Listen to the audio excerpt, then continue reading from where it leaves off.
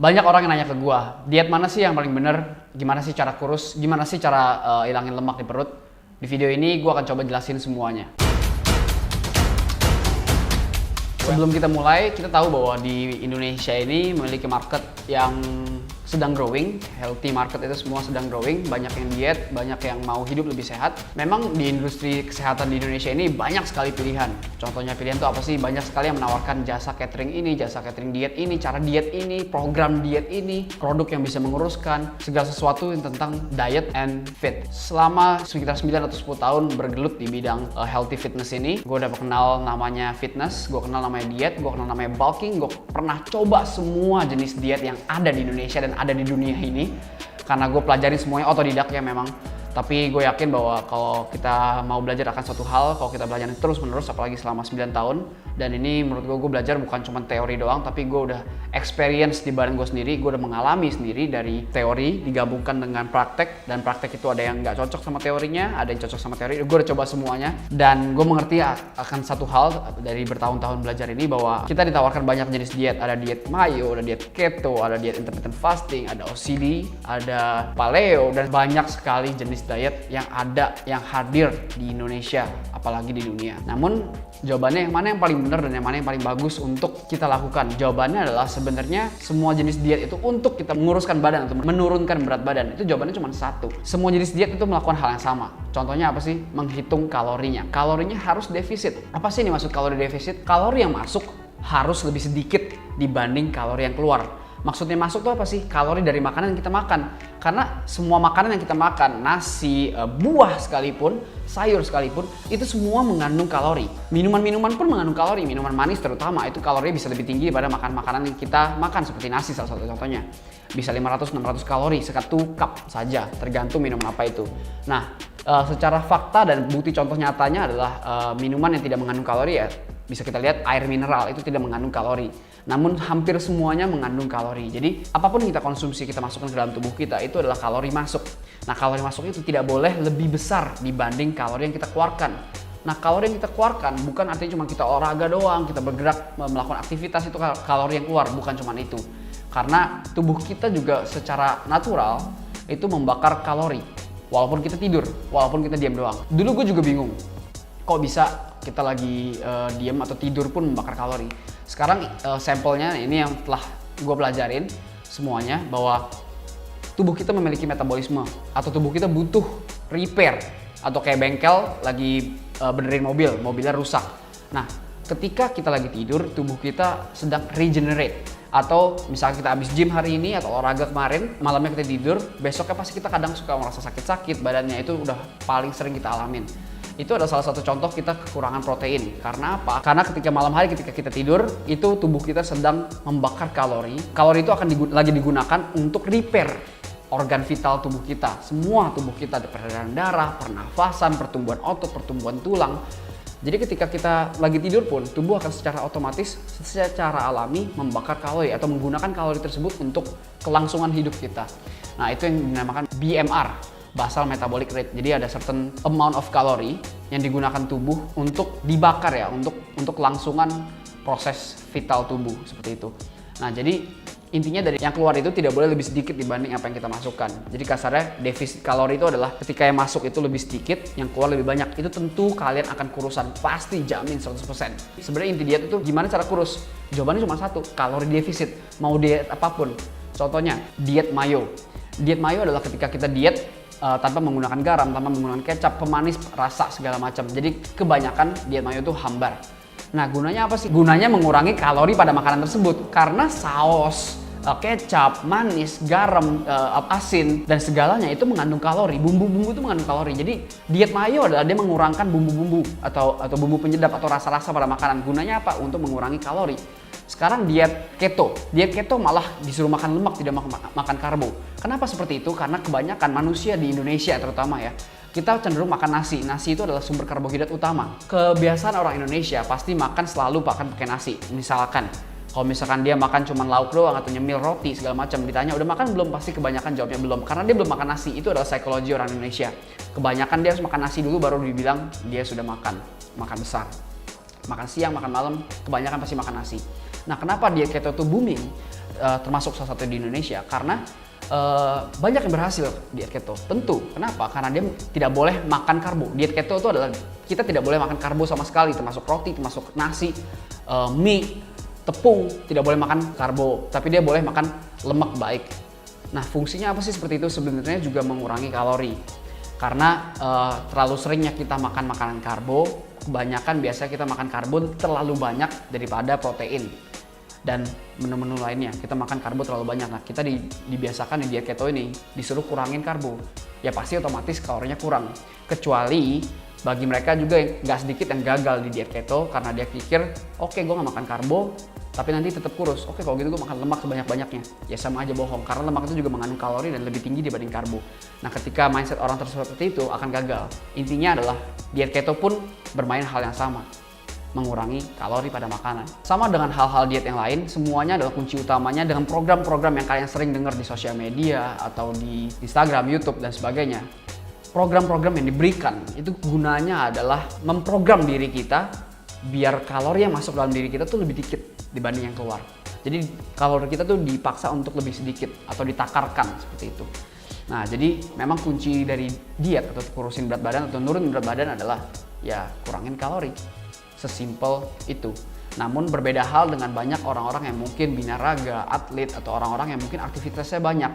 Itu tidak boleh hanya dengan mindset mengurangi kalori doang, tapi dia juga harus memperhatikan nutrition di dalam makanan tersebut. Nutrition itu apa sih yang paling penting? Protein. Atlet binaraga itu menggunakan ototnya untuk olahraga. Jadi kasarnya tuh ketika kita lagi olahraga nih, otot kita tuh luka, robek, rusak. Dan dia butuh makanan. Makanannya apa sih? Makanannya protein. Biar apa? Biar ketika kita lagi tidur, protein atau makanan protein itu digunakan tubuh kita untuk repair otot itu, untuk tumbuh ototnya, untuk tumbuh tulangnya. Khusus orang yang memiliki aktivitas yang banyak, dia harus lebih memperhatikan nutrisi juga selain kalori. Memang kita kurangin kalori doang, kita pasti kurus. Tapi untuk atlet-atlet atau untuk orang yang memiliki aktivitas banyak, besoknya pasti badannya sakit-sakit ketika dia nggak memperhatikan nutrisi. Karena apa? Karena badannya tidak disembuhkan atau diberi makan yang cukup nutrisinya oleh kita. Seperti itu. Jadi selain kalorinya dikecilin, nutrisinya juga kita harus perhatikan seperti protein, jumlah proteinnya. Nah, itu topik pertama adalah tentang kalori. Gue ngomong bahwa kalori masuk ya makanan dan minuman yang kita konsumsi. Namun kalori yang keluar adalah kalori yang kita bakar ketika olahraga, ketika kita aktivitas, dan juga metabolisme kita. Nah, topik kedua adalah tentang metabolisme. Ternyata gue juga setelah gue pelajarin, metabolisme itu play a big role di dalam diet kita. Karena sekarang contoh gini aja ya, ketika gue sama adik gue gitu ya, kita satu darah nih misalkan, tinggi juga beda 3 cm doang, lebih tinggian gue 3 cm, ya itu juga mempengaruhi metabolisme. Tinggi badan tuh mempengaruhi metabolisme, cuman kita anggap aja sama ya tinggi badannya. Cuman otot gue lebih besar dibanding otot Daniel. Nah, jelas metabolisme tubuh gue akan cenderung lebih cepat dibanding Daniel. Karena apa? Karena tubuh gue, otot gue lebih besar dibanding Daniel. Otot gue lebih membutuhkan makanan lebih banyak dibanding si Daniel. Jadi ketika misalkan gue sama Daniel makan sama adek gue ya, makan makanan yang sama, jumlah kalorinya sama, sebut aja misalkan 3000 kalori dalam satu hari. Dua-duanya sama nih, olahraga juga sama. Besok mungkin Daniel naik berat badan atau gemukan atau lemak yang bertambah, gue nggak akan sebanyak itu bertambahnya. Karena apa? Karena metabolisme tubuh gue lebih cepat dibanding Daniel. Nah, metabolisme tubuh itu apa aja sih yang mempengaruhi? Ada tinggi badan, berat badan, tidur yang cukup, nggak boleh stres-stres, habis itu makan makanan yang sehat, itu semua mempengaruhi metabolisme tubuh kita. Nah, jadi kalau misalkan kalian tuh bisa cek banyak alat-alat di dokter atau alat-alat di fitness, walaupun nggak semuanya akurat 100%. Kita bisa cek BMR kita berapa sih, basal metabolic rate kita. Jadi secara otomatis satu hari tuh tubuh kita atau BMR kita tuh membutuhkan berapa kalori untuk dibakar untuk kelangsungan proses tubuh vital kita. Jadi kalau gue waktu itu pas lagi kuliah pernah cek, kalau nggak salah satu hari tubuh gue secara otomatis membakar sekitar 1500 atau 1700 kalori tanpa gue ngapa-ngapain, tanpa gue olahraga. Itu dulu pas kuliah. Habis itu gue juga cek ke temen gue yang cewek, badannya lebih kecil, lebih pendek jauh.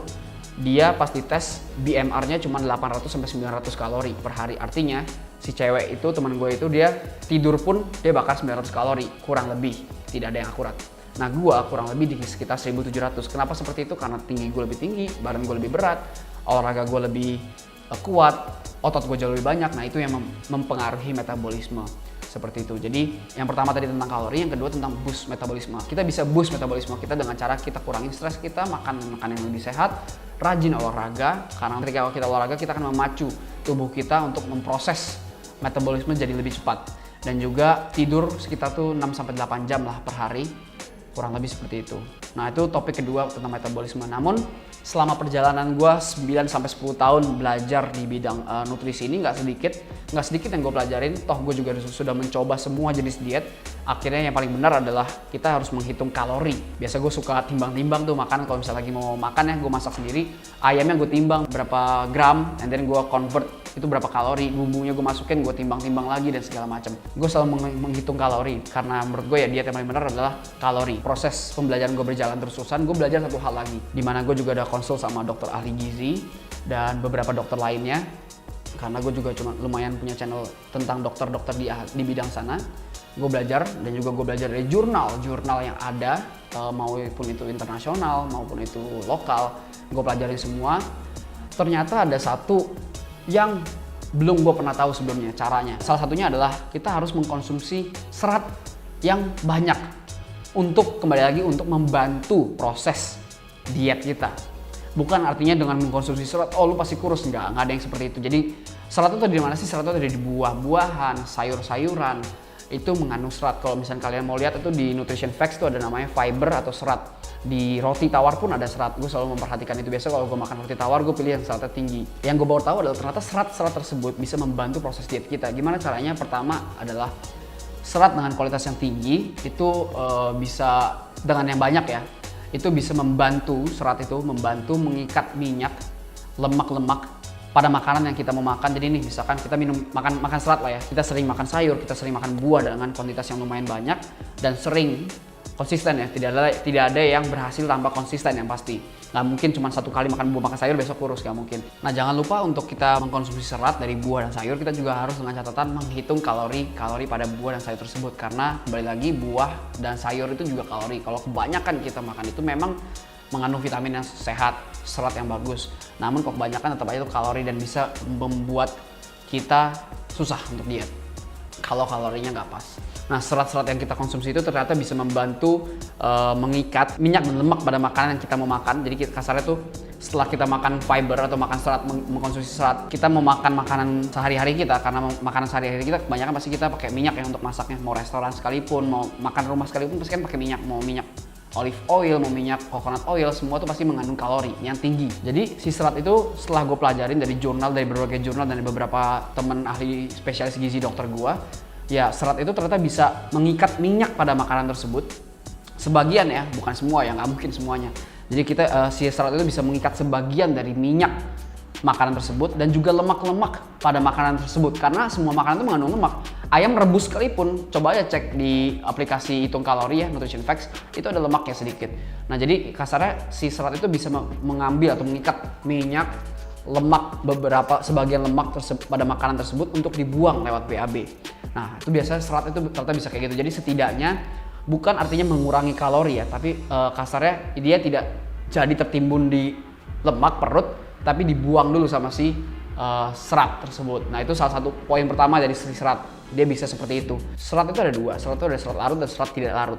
Nah gabungan dari keduanya itu memiliki benefits yang bagus untuk tubuh kita. Satu, serat larut itu akan membantu untuk mengikat hal-hal tadi yang aku sampaikan. Nah serat tidak larut akan membantu untuk mendorong atau menarik hal-hal yang tadi sudah diikat, didorong melalui otot peristaltik tubuh kita, didorong ke proses selanjutnya sampai ke feses atau BAB.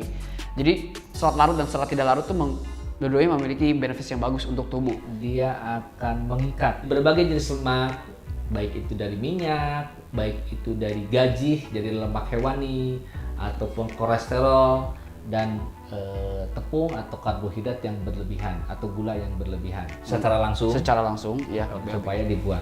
Yang kedua, nah ternyata si serat, gabungan dari serat itu akan menghasilkan secara natural, akan menghasilkan bakteri baik pada usus yang namanya bakteri flora normal. Bakteri baik pada usus yang namanya flora normal tersebut akan memfermentasikan serat tersebut menjadi asam lemak rantai pendek yang akan membantu metabolisme lemak pada tubuh kita. Gimana caranya? Dengan cara meningkatkan termogenesis lemak atau pembakaran lemak. Nah jadi itu yang gue pelajarin dan mungkin bisa dibilang lumayan ahli di bidangnya, karena gue udah selain teori yang gue pelajarin, gue juga benar-benar mencoba semuanya, benar-benar mencoba segala jenis diet dan melihat respon pada tubuh gue, apakah dia berubah ataukah nggak berubah. Pernah kok gue gagal, pernah berhasil. Nah jadi makanya sekarang gue tuh kalau misalnya lagi mau diet ya, gue pasti jaga makanannya, gue hitung kalorinya. Kalau misalkan mau jalan-jalan ke holiday juga kan nggak mungkin kita bisa masak kan. Jadi ya gue perkirakan, gue udah hafal kurang lebih ini tuh kurang lebih berapa kalori, ini tuh berapa kalori segala macam. Jadi kebiasaan gue tuh untuk menjaga jumlah kalori gue.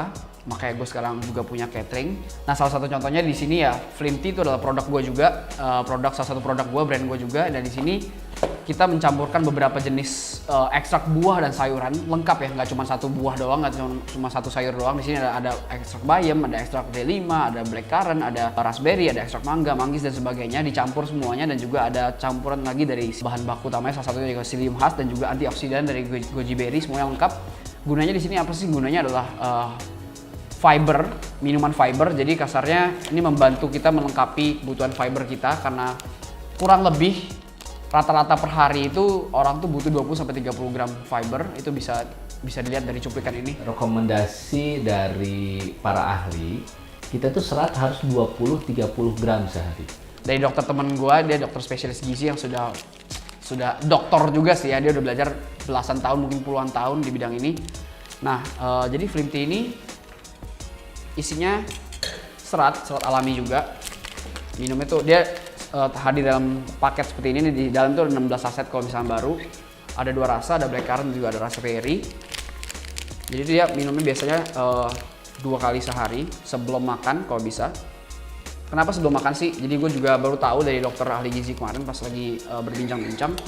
Kenapa bagus itu sebelum makan? Karena kasarnya tuh si serat ini akan melapisi usus besar kita untuk siap-siap nih makanan yang akan masuk. Karena makanan pasti ada minyak, ada lemak kan. Jadi udah usus besar udah siap-siap dulu, dilapisin dulu. Ketika dia masuk, dia akan menarik minyak-minyak, lemak pada makanan tersebut untuk dibuang lewat BAB. Nah, jadi makanya dianjurkan untuk minum sebelum makan, kalau bisa 30 menit sebelum makan. Tapi bagi kalian yang memiliki, memang ada certain people yang punya mah, ya dianjurkan minumnya setelah makan. 30 menit lah kurang lebih, 10-30 menit setelah makan.